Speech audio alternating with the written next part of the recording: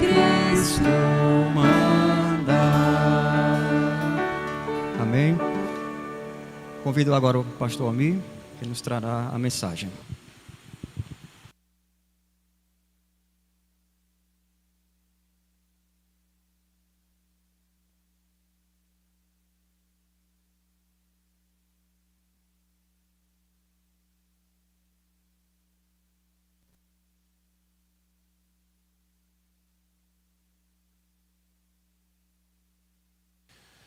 Este último hino que nós cantamos me trazem à lembrança dois homens que impactaram profundamente minha vida. Eu acho que não tem nem como eu imaginar o tamanho do impacto. Um foi um dos fundadores, inclusive, dessa igreja, pastor Tomé Wilson. Foi professor muito tempo no seminário, alguns aqui lembram dele. E ele disse que esse é um dos hinos que melhor resume nosso dever cristão. Crer e observar, crer e obedecer. Era um dos hinos preferidos dele. E o outro é o meu pastor, lá na igreja onde eu cresci, em São Paulo, que também gostava demais desse hino e regia com um entusiasmo muito grande. Então, sempre que eu canto, me vem à mente aí. A gente espera que a gente também deixe lembranças assim, né, para outras pessoas. Acho que você já ouviu a expressão "a água deu no pescoço". É uma expressão figurada, que quer dizer que a dificuldade foi tanta, que escaparam por pouco. A ideia de uma inundação de adversidades e de contratempos que ataca as pessoas, deixando-as instáveis demais, como se estivesse num rio com água quase chegando na boca, sem poder caminhar, sem poder andar direito, com a água tentando levar. Em situações assim, estes ataques externos de fora podem fazer um grande estrago em nossa vida. Mas o perigo maior, de fato, está dentro de nós. Os perigos internos, as nossas reações diante daquela situação. O medo, o desânimo, o pavor, o pânico, a perda da esperança, o desejo de entregar-se às tentações, à situação, de aceitar a derrota, o esvair-se da confiança, representam estragos bem maiores do que a inundação que nos cerca. Quais seriam as reações corretas, as reações adequadas, quando os problemas nos atacam a ponto de quase nos submergirem, de deixar a impressão de que não há saída, de fazer com que o medo nos domine a um ponto de que não encontramos forças para reagir e nos manter de pé. Os episódios narrados em Isaías 36 e 37 nos fornecem a resposta de como reagir diante destas situações. Nós abordaremos esta narrativa em dois momentos, em duas partes. Nos capítulos 36, verso 1, até o capítulo 37, 7, agora pela manhã. E o capítulo 37, de 8 a 38, no culto de logo mais à tarde, se Deus permitir.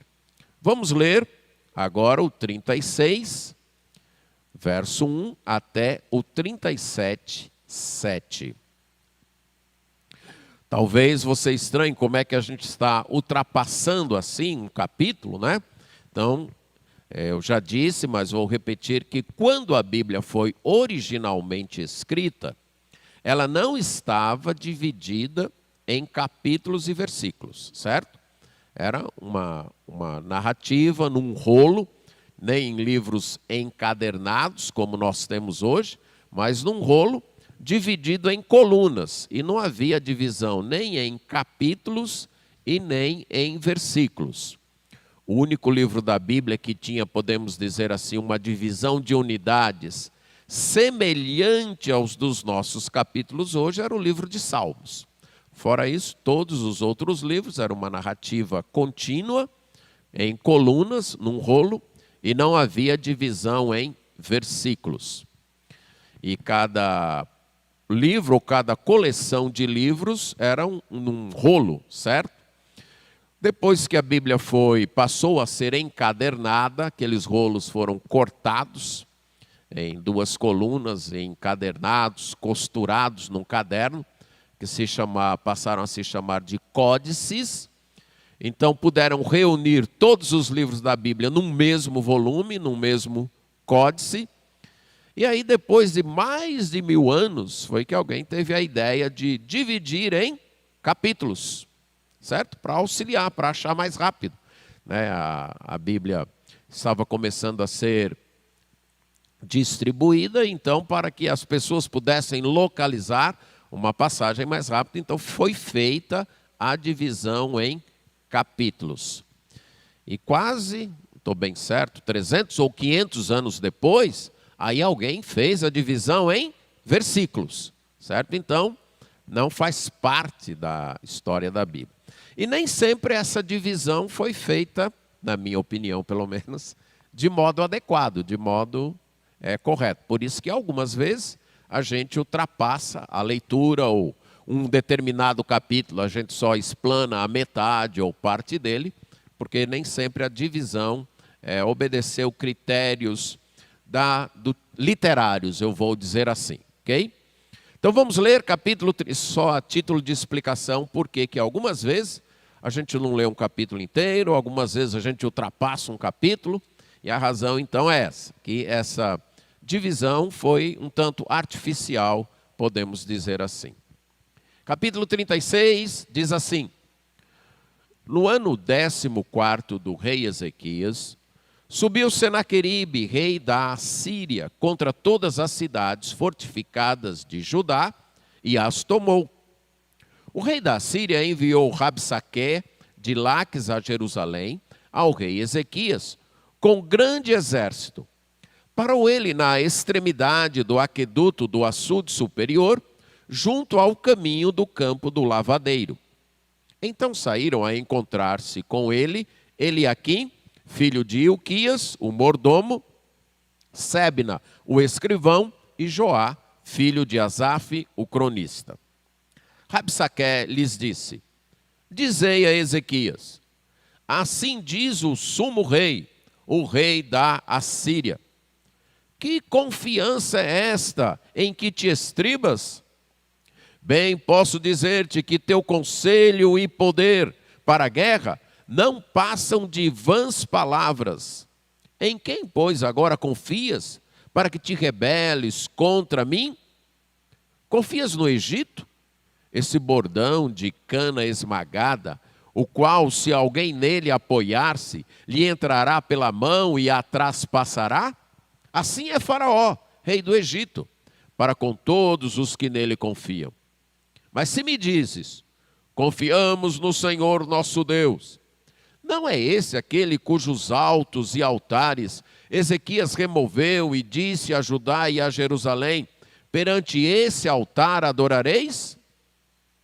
Ora, pois, empenha-te com o meu senhor, rei da Assíria, e dar-te-ei 2000 cavalos, se de tua parte achares cavaleiros para os montar.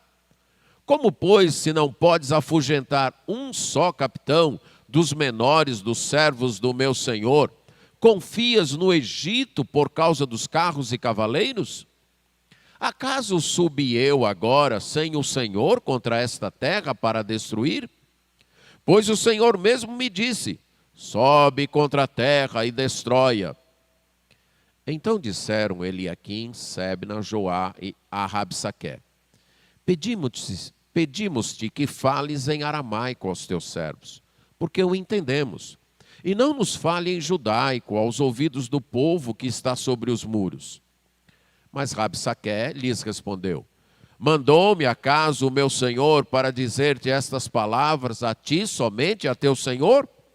E não antes aos homens que estão assentados sobre os muros, para que comam convosco o seu próprio excremento e bebam a sua própria urina? Então Rabsaque se pôs em pé e clamou em alta voz em judaico e disse: ouvi as palavras do sumo rei, do rei da Assíria. Assim diz o rei: não vos engane Ezequias, porque não vos poderá livrar. Nem tampouco Ezequias vos faça confiar no Senhor, dizendo: o Senhor certamente nos livrará, e esta cidade não será entregue nas mãos do rei da Síria. Não dei ouvidos a Ezequias, porque assim diz o rei da Assíria: fazei as pazes comigo, e vinde para mim, e comei cada um da sua própria vide e da sua própria figueira, e bebei cada um da água de sua própria cisterna, até que eu venha e vos leve para uma terra como a vossa, terra de cereal e de vinho, terra de pão e de vinhas. Não vos engane Ezequias, dizendo: o Senhor nos livrará. Acaso os deuses das nações livraram cada um a sua terra das mãos do rei da Assíria? Onde estão os deuses de Amate e de Arpade? Onde estão os deuses de Sefarvaim? Acaso livraram eles a Samaria das minhas mãos? Quais são dentre todos os deuses destes países os que livraram a sua terra das minhas mãos, para que o Senhor livre a Jerusalém das minhas mãos? Eles, porém, se calaram e não lhe responderam palavra, porque assim lhes havia ordenado o rei, dizendo: nada lhe respondereis. Então Eliaquim, filho de Ilquias, o mordomo, e Sebna, o escrivão, e Joá, filho de Asaf, o cronista, rasgaram suas vestes e vieram ter com Ezequias e lhe referiram as palavras de Rabsaque. Tendo o rei Ezequias ouvido isto, rasgou as suas vestes, cobriu-se de pano de saco e entrou na casa do Senhor. Então enviou a Eliaquim o mordomo, a Sebna o escrivão e aos anciãos dos sacerdotes, com vestes de pano de saco, ao profeta Isaías, filho de Amós, os quais lhe dissessem: assim diz Ezequias: este dia é dia de angústia, de castigo e de opróbrio, porque os filhos são chegados à hora de nascer, e não há força para dá-los à luz. Porventura o Senhor teu Deus terá ouvido as palavras de Rabsaque, a quem o rei da Assíria, seu senhor, enviou para enfrentar o Deus vivo, e repreenderá as palavras que o Senhor ouviu? Faze, pois, tuas orações pelos que ainda subsistem. Foram, pois, os servos do rei Ezequias ter com Isaías. Isaías lhes disse: dizei isto a vosso senhor: assim diz o Senhor, não temas, por causa das palavras que ouviste, com as quais os servos do rei da Assíria blasfemaram contra mim. Eis que meterei nele um espírito, e ele, ao ouvir certo rumor, voltará para a sua terra, e nela eu o farei cair morto à espada. Vamos orar. Senhor, nós agradecemos por tua palavra, suplicamos tua graça, para que venhamos compreendê-la, amá-la e obedecê-la. Isso nós pedimos em nome de Jesus. Amém. Quando a situação chegar num ponto crítico, que você acha que não tem mais meios de resistir, lembre-se em primeiro lugar que a principal estratégia do inimigo é enfraquecer nossa confiança em Deus. O principal alvo, a principal estratégia, a maior tática do nosso inimigo é enfraquecer, minar a nossa confiança em Deus, levar-nos a duvidar de Deus. Essa estratégia ele tem aplicado desde o Jardim do Éden. E vai continuar aplicando até a última batalha que ele tiver contra o nosso Deus. E foi esse o caso aqui. Uma tentativa de minar a confiança do rei Ezequias e do povo de Jerusalém em Deus, de enfraquecer sua esperança em Deus. Os capítulos 36 a 39 de Isaías estão na forma de narrativa, não tem uma forma poética, nem uma forma de discursos, é uma narrativa. E esses capítulos fazem uma transição, uma ponte entre a primeira parte do livro e a segunda parte do livro. Nos capítulos 1 a 35, que os irmãos estiveram acompanhando juntamente comigo, o grande assombro contra o povo de Deus era o Império Assírio. O império que dominava toda aquela região e que queria também conquistar a cidade de Jerusalém. A partir do capítulo 40, é o exílio babilônico, que só irá começar 100 anos depois de Isaías, mas nas profecias de Isaías, relatadas do capítulo 40 em diante, é no contexto do exílio babilônico, do domínio babilônico, que as profecias são proferidas. Era como se Isaías considerasse que o seu ministério com sua geração terminou. Alertá-los a, diante da ameaça assíria, confiar única e exclusivamente em Deus. E agora eu vou falar a gerações lá do futuro. Eu vou falar a pessoas que viverão 100 anos depois de mim. Porque esta geração e as próximas não se manterão fiéis. E Deus levantará um outro império, o babilônico, que trará seu juízo contra a incredulidade e desobediência desse povo. Então, para aquela geração que for levada para o exílio, sofrendo a disciplina de Deus, é para eles que eu vou falar. Então, o capítulo 40 em diante tem este foco, essa direção. E aqui nos capítulos 36 a 39, nós temos narrativas de transição.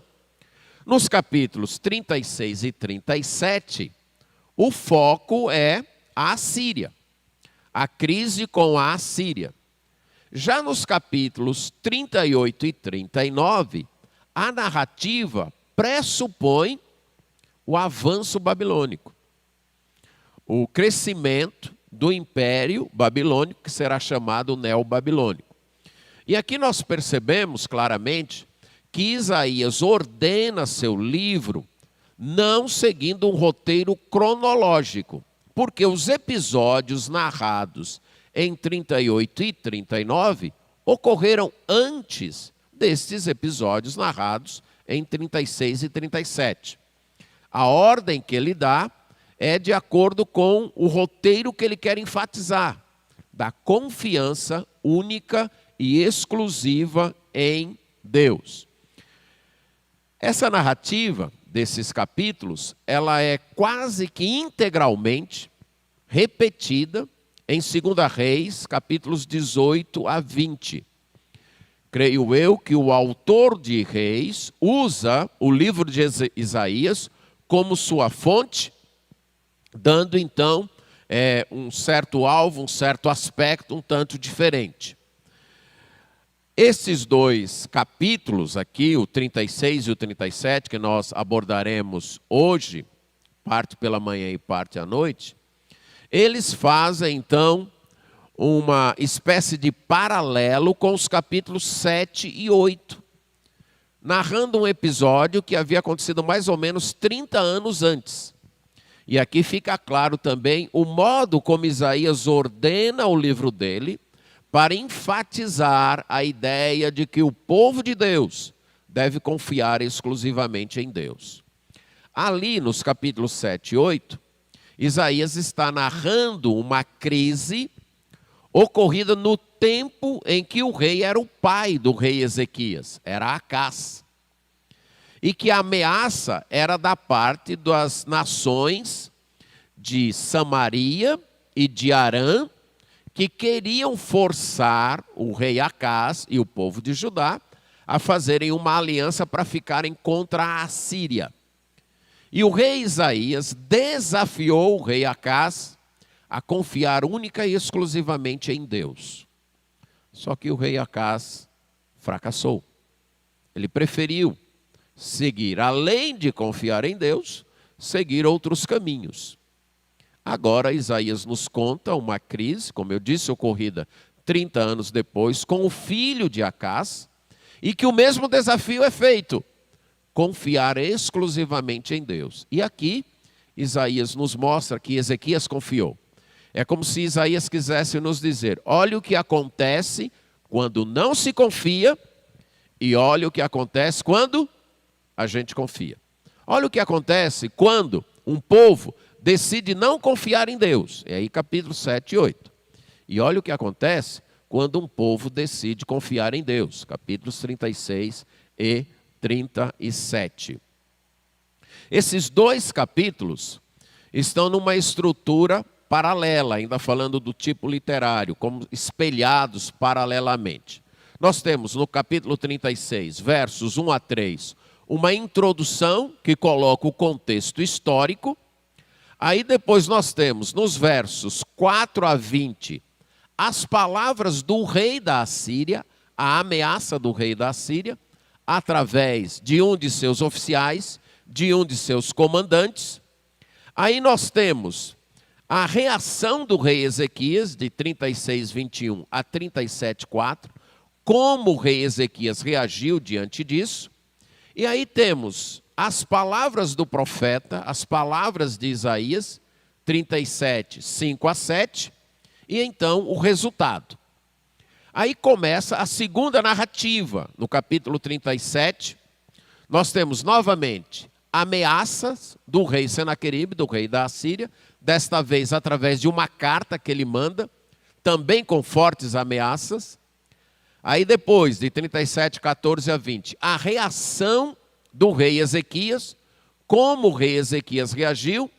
Aí de 37, 21 a 35, as palavras do profeta, as palavras de Isaías, e finalizando 37, 36 a 38, nós temos um resultado. Então, isso nos mostra que, além de verdade, a palavra de Deus também é literatura. Ela tem um estilo literário, obedecendo a retóricas, a técnicas literárias da época, que os autores, inspirados por Deus, queriam comunicar a palavra de Deus. Então ele narra, fazendo essa estrutura paralela, certo? Seguindo basicamente os mesmos tópicos, porque na época não tinha esse privilégio que você tem hoje, de eu estar falando aqui, cada um está com sua Bíblia aí, ou num livro, ou no celular para acompanhar. Na época, haviam poucas cópias. Como eu disse, eram enrolos, difícil, pergaminho, que eram peles de animais, ou papiro,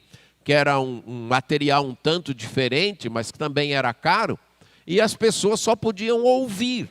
Então, talvez os crentes ali, depois de Isaías, ouviram a leitura desse livro uma ou duas vezes na vida, certo? E eles tinham que gravar, que memorizar, né? Não tinha como ficar lendo. Eu estou em dúvida, onde é que está escrito isso? Não era muito por aí. Então, os autores usavam certas técnicas que ajudavam a memorização.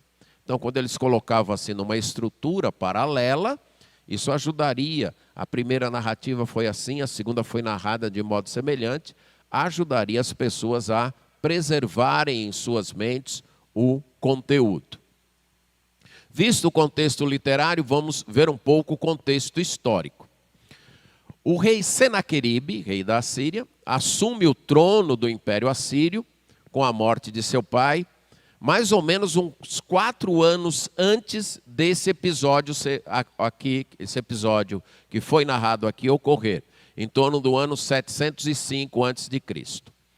E quando você tem um império que domina, certo, com uma vastidão e outros povos, sempre que há uma mudança de governo, As nações que estão dominadas enxergam naquilo uma oportunidade de se libertarem. É um rei novo que está assumindo sem muita experiência, essa é a nossa chance. Vamos aproveitar e foi isso que aconteceu. E ele enfrentou revoltas em quase todas as fronteiras do seu império. Sendo que a maior revolta veio da parte leste da Babilônia, e ele então, nos primeiros 2 anos do seu reinado, ele se concentrou em derrotar a Babilônia. Mas enquanto ele lutava lá, as nações do lado de cá, ali na Palestina, em Canaã, os fenícios, os filisteus, os edomitas e inclusive o povo de Judá, também aproveitaram, incentivados pelos egípcios, que queriam ali uma espécie de tampão para que esse império da Síria não chegue até nós. Vamos cuidar dessas pequenas nações, incentivá-las a quando o império assírio quiser chegar até nós, ele ter que enfrentar primeiro essas nações, e aí quando ele chegar até nós, ele vai estar mais enfraquecido. Então, incentivado pelos egípcios, estas nações se revoltaram também. Mas depois que Senaqueribe derrotou a Babilônia, ele falou, pronto, agora eu vou tratar de vocês. Eu já tratei do inimigo maior, agora é com vocês. E aí ele saiu batendo feio, e saiu conquistando todo mundo, certo? E Ezequias percebeu aí, a coisa vai chegar aqui. Ele está dominando tudo, a coisa vai chegar aqui. E inclusive em 2 Crônicas, capítulo 32, versos 1 a 8, o autor de Crônicas nos conta as providências que Ezequias tomou para se preparar para o cerco assírio. Ele canalizou a água para dentro da cidade, uma obra de engenharia fantástica, um tanque fantástico, que no dia que você for a Jerusalém, você não pode perder a oportunidade de visitar até hoje. Esse túnel que leva a água por baixo da terra está lá, certo? O aumento das muralhas, outra coisa que permanece até hoje, foram obras bem feitas, que estão aí há quase 3.000 anos, 2.000 e poucos anos, ainda estão lá. E Ezequias então preparou a cidade e desafiou a cidade a confiar em Deus. Veja lá no capítulo 32 de 2 Crônicas.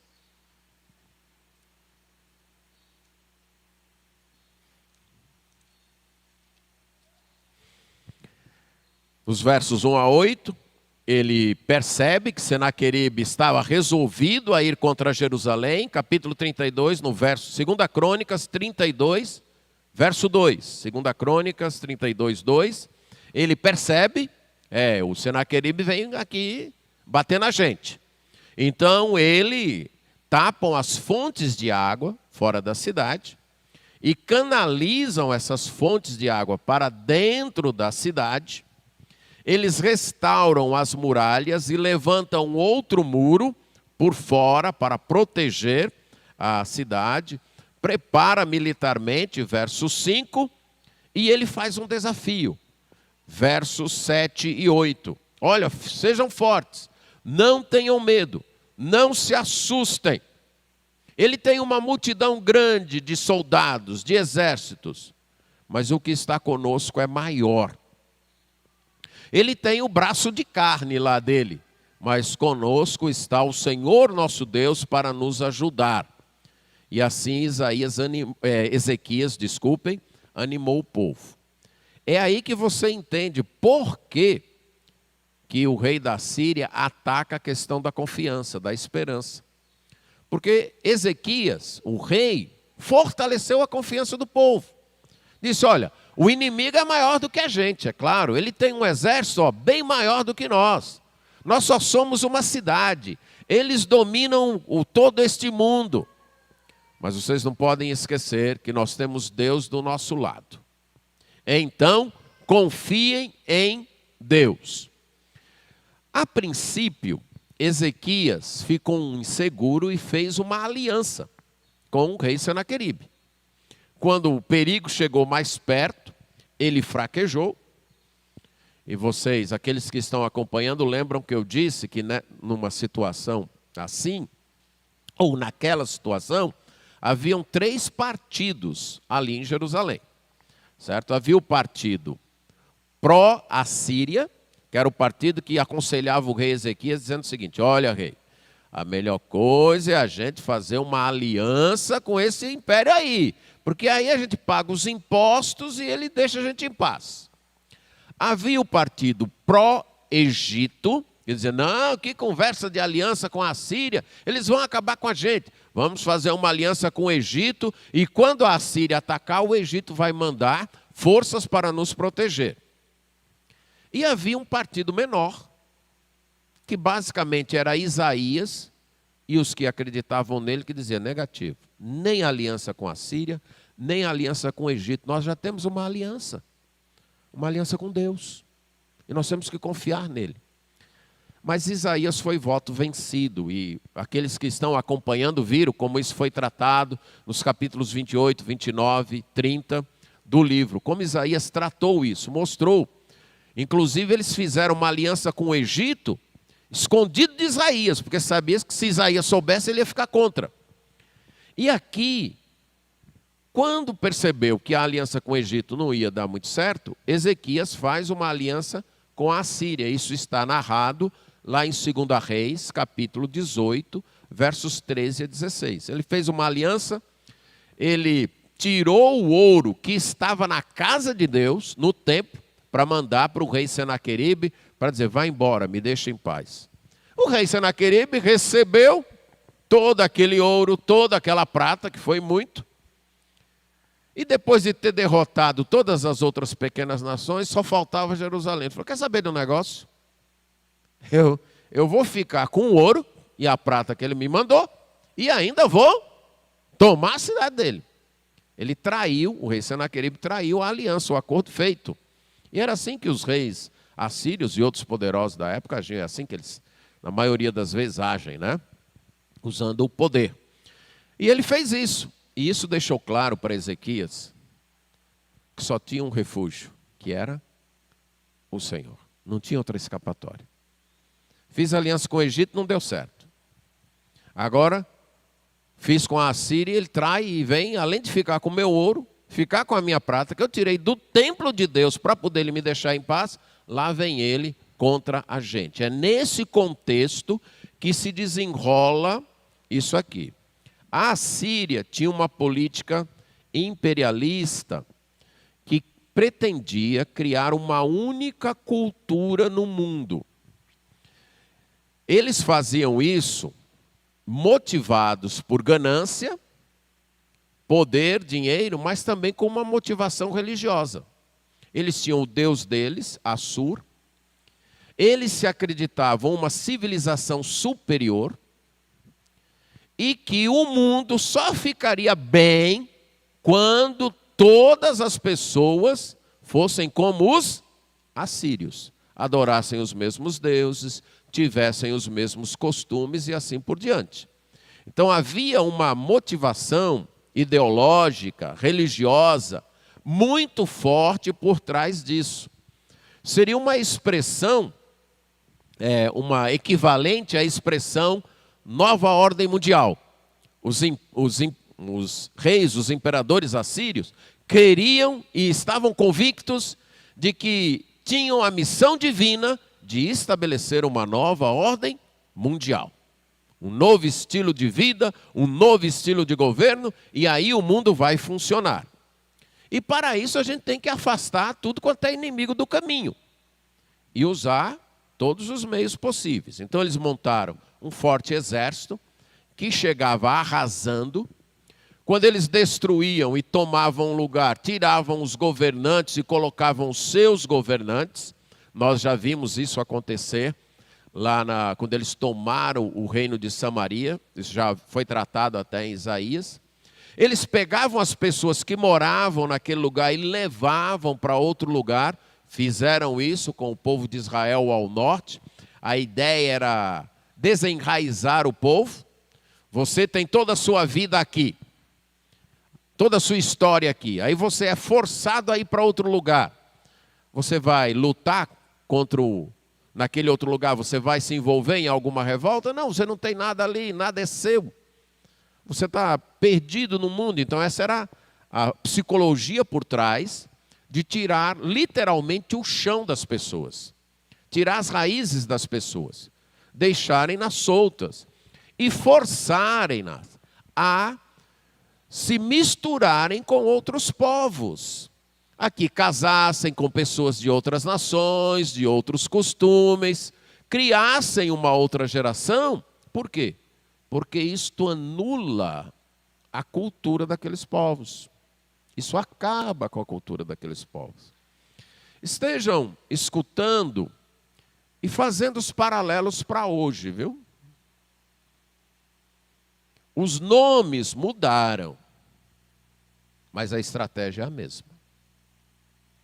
A gente não consegue muito com esta geração. A gente vai atacar qual?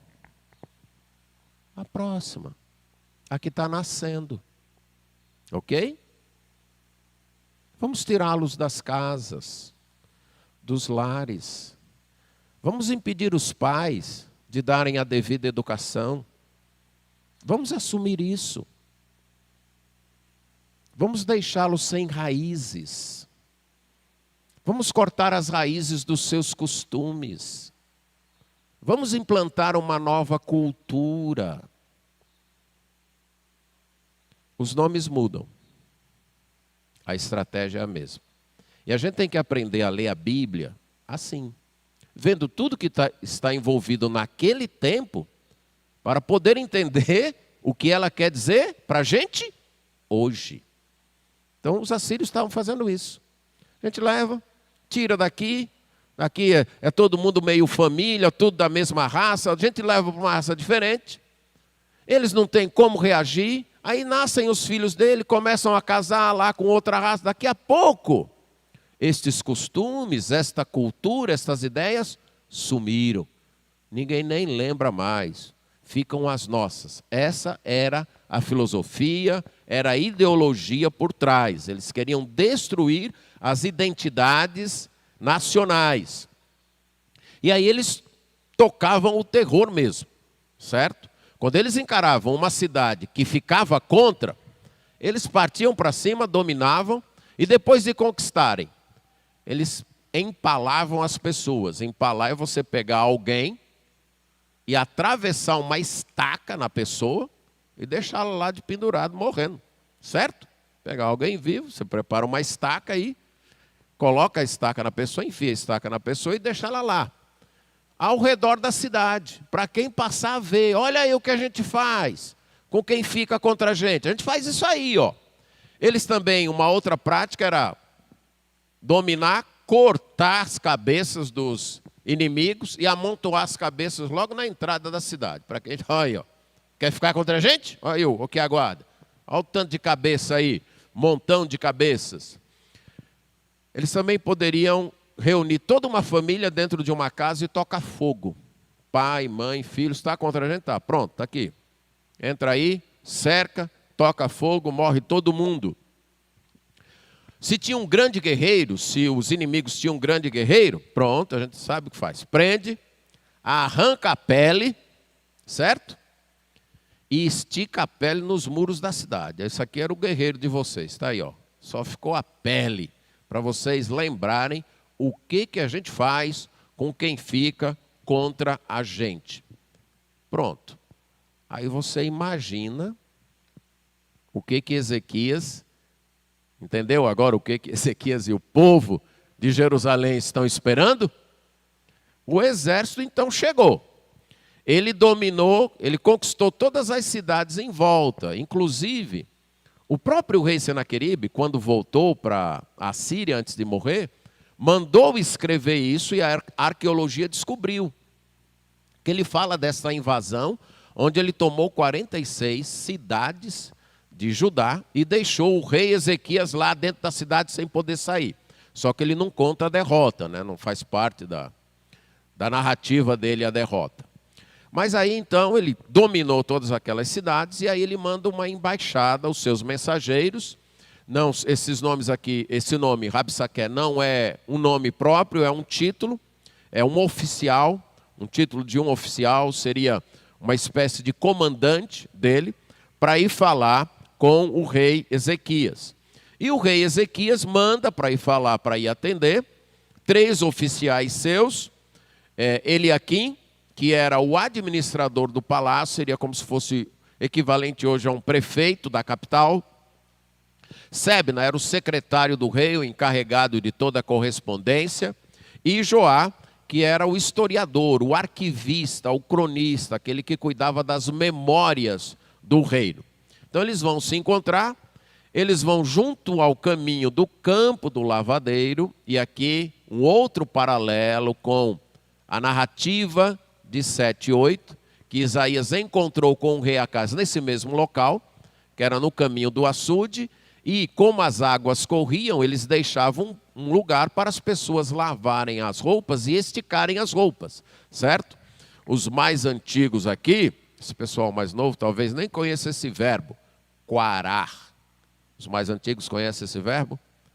Quarar a roupa. O que era? Depois que lavava, esticava a roupa ao sol para alvejá-la, para brancá-la, para torná-la branca, melhor. E aí, esse era o local onde se fazia isso, foi chamado de campo do lavadeiro. E 30 anos antes, Isaías tinha se encontrado com Acaz nesse mesmo lugar, desafiando. Só que Acaz não quis confiar em Deus. Agora o desafio vem da parte da nação estrangeira para o rei Ezequias. Quais são os argumentos do Rabsaque, o comandante aí do rei Ezequias? Lembre, o alvo é minar a confiança. 7 vezes nesse discurso, ele repete o verbo confiar em suas variadas formas. E confiança aí é no sentido de esperança. Vocês têm esperança de quê? Ele começa assim. Diz lá note que ele não chama Ezequias de rei. Digam para Ezequias, nem chama de rei. Mas o rei dele, ele chama de quê? De sumo rei. O meu rei não é só rei, é o sumo rei. O teu nem rei é. Então diz lá para ele que ele está esperando em quem? Ele está confiando em quem? Não adianta confiar. Ele não tem em quem confiar. A confiança dele são só palavras vazias. Então, eles sabiam o que Ezequias tinha dito para o seu povo, conforme eu disse lá em 2 Crônicas. E você pergunta, como é que eles sabiam? Espiões. Espionagem não é algo moderno. Você lembra que o próprio povo de Deus mandou espiões para a terra prometida? Lembra de Moisés mandando os 12, depois Josué mandando 2? Então havia a prática da espionagem. Além disso, lembra que havia dentro de Jerusalém um partido pró-assírio, que passava informações. Então já tinha chegado lá para o rei Senaqueribe, olha, o rei Ezequias está animando o povo a confiar em Deus. Aí o Senaqueribe vai e diz para o Rabsaque, acabe com essa confiança deles. Diga para eles que isso é só conversa fiada. Verso 5, eles só têm conversa fiada. Só discurso. Só palavras, eles não têm mais nada. Segundo argumento, talvez vocês estão confiando no Egito, mas vocês sabem o que o Egito é. O Egito é um bordão, e bordão fala de algo no qual alguém se apoia, especialmente quando teve um problema na perna e tem uma bengala. Só que a bengala que o Egito aí ele faz um jogo de palavras, o Rabsaque aqui, com uma cana que crescia muito no Egito, uma cana de junco. Você deve lembrar que o cesto que Moisés foi colocado lá no Egito quando foi feito disso, e era uma cana que se alguém se apoiasse nela, ela quebrava e além de quebrar, entrava na mão. Então o Rabsaque está dizendo, olha, o Egito é isso, vocês querem se apoiar nele, confiar nele? Olha o que vai acontecer com vocês. Agora, o interessante é que Isaías já tinha dito isso para o povo. E aqui se cumpre uma profecia de Isaías, do capítulo 28, onde Isaías diz, vocês não estão me ouvindo, pois vocês vão ouvir um outro povo falando a mesma coisa para vocês. E aqui está se cumprindo. Isaías, o povo não ouviu, agora tem que ouvir de forma afrontosa da parte de um inimigo. Então ele diz, vocês estão confiando no Egito? Vocês vão se dar mal. Mas talvez vocês estão confiando em Deus. Verso 7. Vocês estão confiando em Deus? Mas deixa eu dizer para vocês, esse Deus aí não é aquele que o rei Ezequias mandou destruir os altares? Isso novamente mostra que o rei Senaqueribe está informado, que isso aconteceu, 2 Reis 18, 1-7, quando o rei Ezequias assumiu, ele mandou destruir todos os altares onde o povo adorava, que não fosse Jerusalém. Agora, ele fez isso por ordem de Deus. Ele fez isso porque era o certo a fazer. Só que, muito provavelmente, isso deixou pessoa descontente dentro do reino. Tinha um altar lá onde eu e minha família adoravam, o rei mandou tirar, agora a gente tem que adorar só lá no templo de Jerusalém. Conversa é essa? E, além disso, o Rabsaqué não entendia a teologia do povo de Deus. Ele sabia o que tinha acontecido, mas a interpretação correta ele não tinha. Então ele falou, olha, o Deus de vocês não vai ajudar vocês, porque Ezequias ficou contra ele. Ezequias mandou derrubar os altares em volta. Então vocês acham que ele vai ajudar vocês? E aqui ele está fazendo duas jogadas, minando a confiança do povo e tentando levar os descontentes com as reformas de Ezequias a ficar do lado da Assíria. Então ele faz, esse é o seu terceiro argumento, Deus não vai ajudar, porque Ezequias não deixou os altares dele aí. E aí o quarto argumento dele, faz o seguinte, aqui é irônico.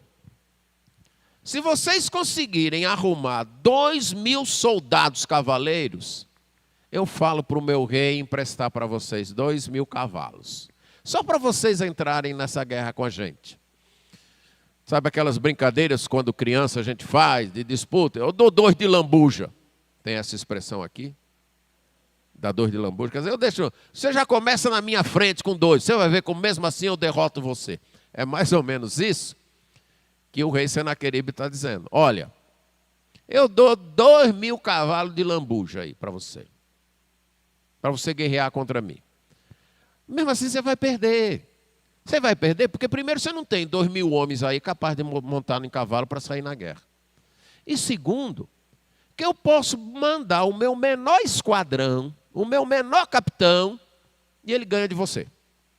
Note aqui toda uma guerra psicológica primeiro. Eu vou guerrear contra esse povo, mas eu quero que eles venham contra mim bem inseguros, bem frágeis, bem fragilizados. Então aqui tem primeiro uma guerra de palavras. Metanarrativas também não é coisa recente. O nome pode ser, mas a prática não. Eles estão criando aqui uma narrativa para amedrontar o povo de Deus. Olha, vocês não vão conseguir. Vocês não têm força para nos enfrentar. Esse é o quarto argumento. O quinto argumento, e aqui é uma verdadeira fake news, certo? Novamente não é algo novo, o nome é novo, não é mais nada novo. Ele diz, olha, e deixa eu dizer uma coisa para vocês. Vocês estão confiando em Deus? Vocês sabiam que Deus foi quem mandou a gente aqui ganhar de Jerusalém, tomar Jerusalém?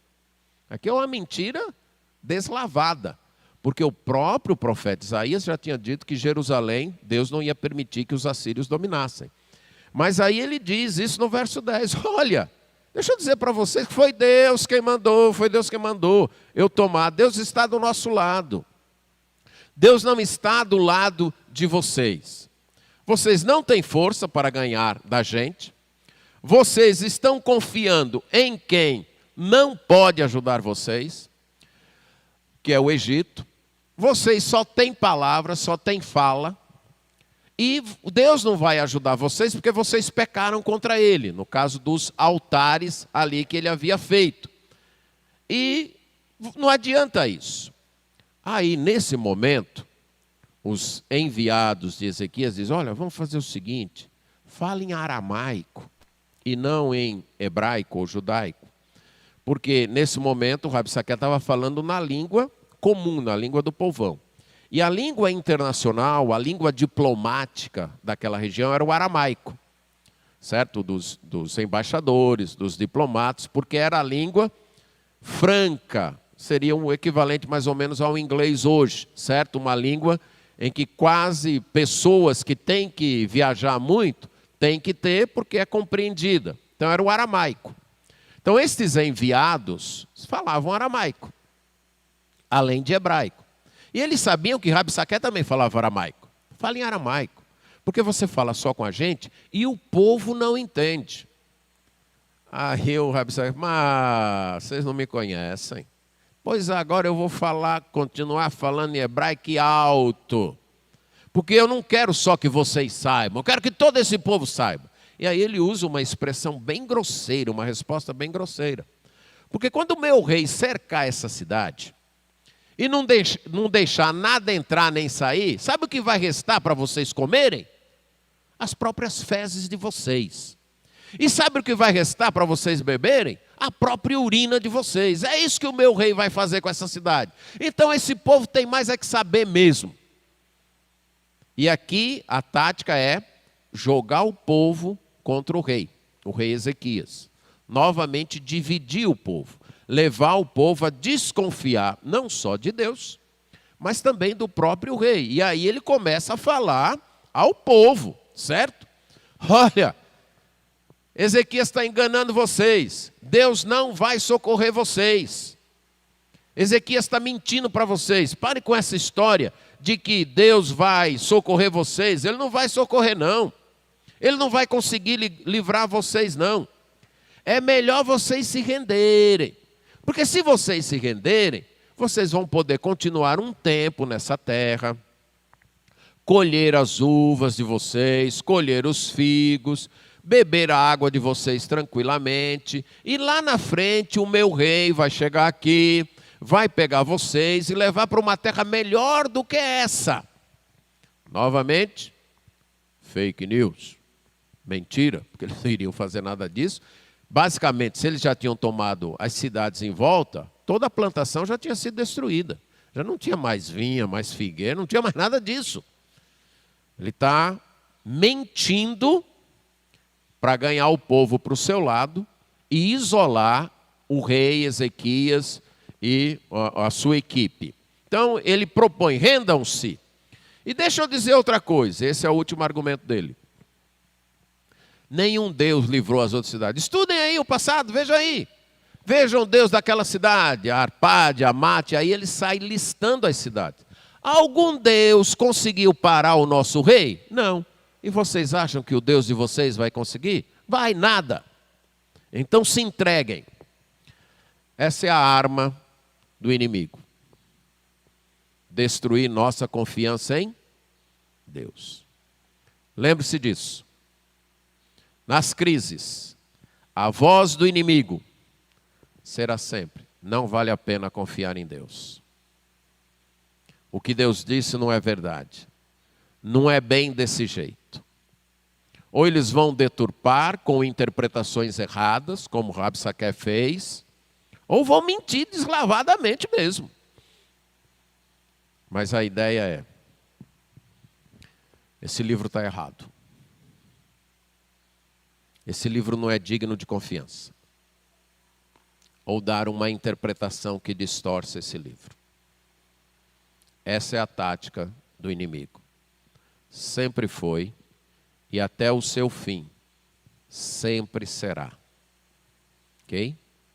E estamos vendo essa tática aqui, minar a confiança em Deus. Então, quando a crise chegar em sua vida, lembre-se disso. O que o inimigo quer é que eu pare de confiar em Deus. O que o inimigo quer é fazer com que eu perca a esperança. O que o inimigo quer é que eu fique desanimado. O que o inimigo quer é que eu entre em pânico. É que eu fique frustrado. É que eu entregue os pontos. É que eu ceda à tentação. É isso que o inimigo quer. Ele quer enfraquecer, minar, destruir minha confiança em Deus. Lembre-se sempre disso. Essa é a principal estratégia dele. Tive um outro professor no seminário, o pastor Alberto Johnson, e eu me lembro de uma aula dele onde ele disse: o principal objetivo de Satanás é causar desânimo. Porque quando ele consegue isso, o resto está tranquilo. Quando ele consegue levar o povo de Deus a ficar desanimado, a perder a esperança, pronto. E é isso que nós estamos vendo aqui. Criar desânimo. criar frustração, criar pânico, criar medo. E aí o povo entrega os pontos. E aí se rende mesmo ao rei da Síria, a Senaqueribe. Mas há uma outra coisa que você deve lembrar. É que na hora da crise, a nossa estratégia é buscar a Deus. Essa é a nossa estratégia, buscar a Deus.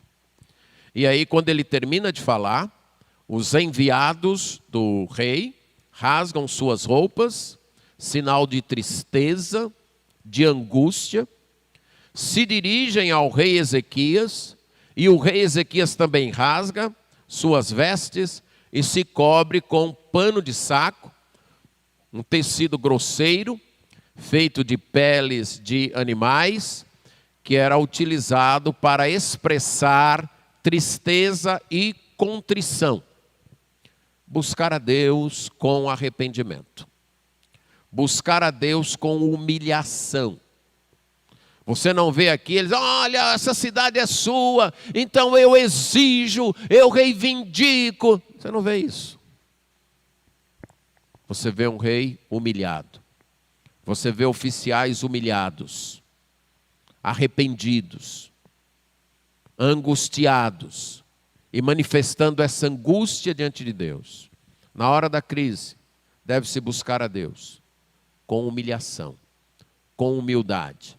Não temos nada a exigir, nada a reivindicar. Só temos a pedir graça, só isso. E Ezequias entende isso. Então ele se veste de pano de saco e ele vai à casa do Senhor. Ele vai orar. E aí lembrem que quando aquele templo foi inaugurado, o rei Salomão fez uma oração. E um dos itens da oração de Salomão era: Senhor, quando o teu povo for afrontado, quando houver guerra contra o teu povo, e eles vierem para esta casa, e se humilharem diante de ti e orarem, atende, Senhor. Ezequias sabia disso. Ele vai à casa de Deus. O meio naquela época de acesso a Deus. O nosso meio hoje não é um local físico. O nosso meio hoje é Jesus Cristo. Ele mesmo disse para a mulher samaritana: a hora vem e já chegou, quando os verdadeiros adoradores adorarão o Pai em espírito e verdade. Na hora da crise, busque a Deus em humildade, mas busque a Deus através do meio certo. Para Ezequias era o templo, para nós é Jesus Cristo.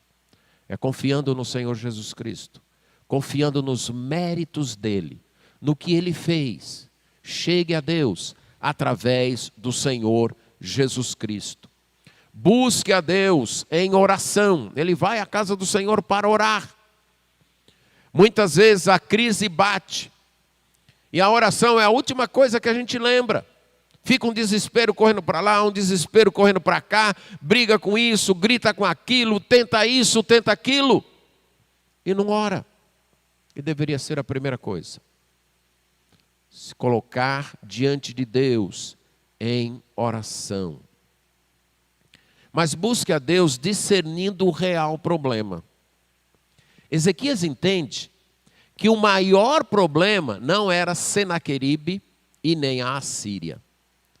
O maior problema era o pecado do povo. E ele diz isso nas palavras que ele manda dizer a Isaías, capítulo 37. Esse é dia de angústia, de aperto, de castigo e de opróbrio. Ele reconhece. Isso aqui está acontecendo com a gente como punição de Deus. Nós fomos desobedientes a Deus. E ele se coloca nisso, certo? Por quê? Porque quando ele fala para Isaías, ele diz: porventura o Senhor teu Deus. Porque ele reconhece que ele tinha falhado. Ele tinha primeiro confiado no Egito, depois tentado uma aliança com a Assíria. Discerna o real problema. Isso está acontecendo com a gente por quê? Há um mundo espiritual também. Então, Senaqueribe está atacando a gente, mas há um mundo espiritual, há um Deus soberano. E por que é que isso está acontecendo? Passando pelas mãos dele. E Senaqueribe entende. Ou, aliás, Ezequias entende. É o castigo de Deus. É a punição de Deus. Ele está trazendo juízo por causa da nossa desobediência. Quando a crise chegar, olhe para o seu coração também. Olhe para Deus, mas olhe para o seu coração. O que está acontecendo? Por que isso está acontecendo com a gente? Por que isso está acontecendo comigo? Será que o grande problema é as pessoas que estão me atacando? É as pessoas que estão me acusando? Será que nosso maior problema é esse vírus? Será que esse é o nosso maior problema? Ou o nosso maior problema é o nosso coração? É o pecado, é a desobediência, é a teima com Deus, é a indiferença a Deus, é a rebeldia a Deus. Qual será? Busque a Deus com discernimento, procurando detectar, não o problema lá fora, mas o problema aqui dentro. O meu problema com Deus. Porque se esse problema não for resolvido, pode resolver todos os outros. E você continua com o problema. Ezequias ora assim. Há um problema com a gente, Deus está punido. E a ilustração que ele usa demonstra isso. Era um dito proverbial na época. A criança está nascendo. A cabeça já está na abertura para nascer. Mas a mãe perdeu as forças. E aí o que acontece numa situação dessa? Morre a criança e morre a mãe. Era um dito tirado da vida real, que olha, teve tudo para nascer. Ia nascer uma criança forte, sadia. E já estava nascendo. Mas a mãe perdeu as forças. Não teve força para continuar com o parto. E Ezequias usa essa ilustração para o seu povo para dizer, em nós mesmos nós não temos força nenhuma. Se depender de nós, não sai vida aqui, só sai morte. Se depender das nossas forças, só teremos morte. E nessa ilustração há um grito por graça. É como se ele dissesse para Deus, o Senhor está vendo a situação.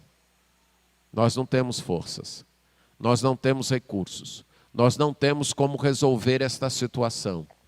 Dependemos de Ti. Busque a Deus dependendo somente da graça. Na hora da crise, lembre, a principal estratégia do inimigo é destruir nossa confiança em Deus. E nossa principal estratégia deve ser buscar a Deus. Buscar a Deus com arrependimento, buscar a Deus com humilhação, buscar a Deus em oração, buscar a Deus pelo modo certo, através de Jesus Cristo, e buscar a Deus pedindo graça, reconhecendo, não tem como, eu não tenho forças, eu dependo apenas de Ti. Mas em terceiro lugar, confie em Deus. E aí Isaías recebe a comissão e manda a resposta, não tenham medo. Agora, gente, imagine aí, a cidade de Jerusalém devia estar como? Todo mundo tranquilo, dormindo tranquilo à noite. Aí chegou uns cabos aí do rei da Síria, com os soldadozinhos, ameaçando destruir a gente, mas está todo mundo tranquilo. Vocês acreditam que estava assim a cidade de Jerusalém? Não estava nada, todo mundo tremendo, com medo, desesperado. Mas Isaías, digam para eles, não tenham medo. Quem confia em Deus está assim. Tá? O mundo está pegando fogo.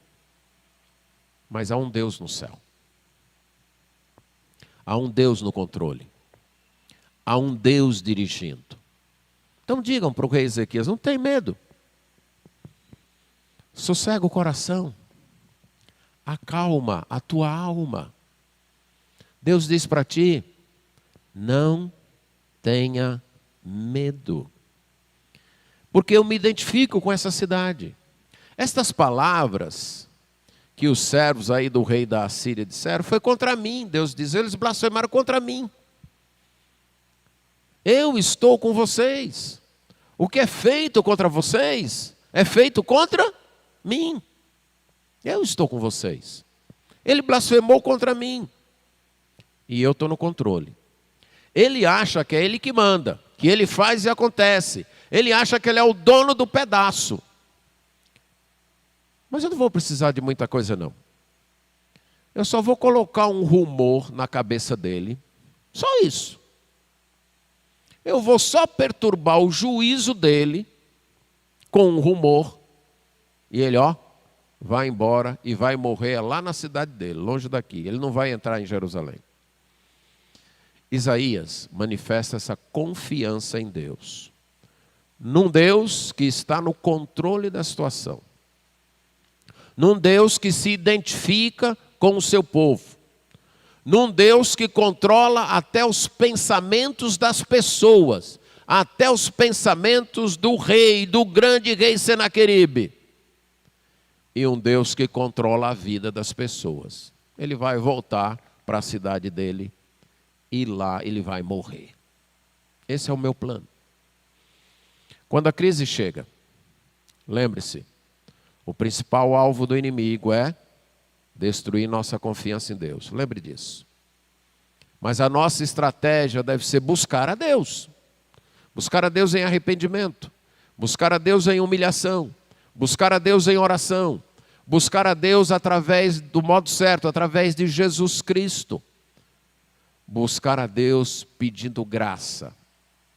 E em terceiro, confie na palavra de Deus. Descanse nesse Deus que é soberano, que está no controle, que domina todas as forças, até os pensamentos dos grandes, até os pensamentos dos imperadores. Ele pode botar um rumor na cabeça de quem quiser. Ele está no controle de todas as coisas. Confie nesse Deus. Não estamos isentos das crises da vida. Não estamos isentos das águas chegarem a dar no pescoço. Não estamos isentos disso. Mas não é preciso naufragar.